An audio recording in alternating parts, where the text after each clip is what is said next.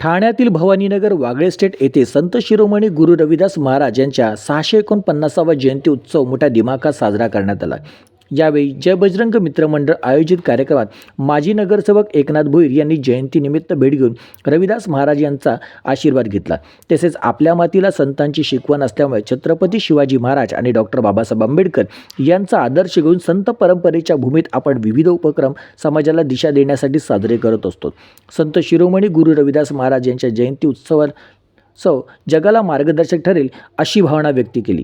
तसेच विभागातील प्रतिष्ठित मान्यवरांचा सन्मान करण्यात आला। या सोहळ्यास नवनिर्वाचित नगरसेवक अमित सरैया यांनी उपस्थिती लावून गुरु रविदास महाराज यांचे दर्शन घेतले। संत गुरु रविदास महाराज यांच्या जयंतीनिमित्त बाल अबाल सर्वांचीच उपस्थिती होती।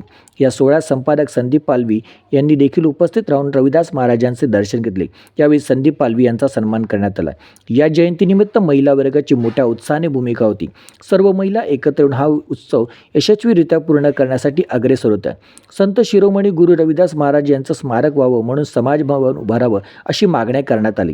माजी नगरसेवक एकनाथ भोईर यांनी उपस्थितांना आश्वासित केले। महाराष्ट्र राज्याचे उपमुख्यमंत्री एकनाथ शिंदे यांच्याकडे हा विषय मांडून गुरु रविदास महाराज समाज भवन उभे करू। तसेच यंदापासून ठाणे महानगरपालिका संत शिरोमणी गुरु रविदास महाराज यांचा जयंती उत्सव मोठ्या उत्साहात पार पडेल हे आपल्या समाजाच्या मागणीचं यश आहे। संत शिरोमणी गुरु रविदास महाराज यांच्या 649व्या जयंतीनिमित्त भोजनदानाचा कार्यक्रम देखील आयोजित करण्यात आला।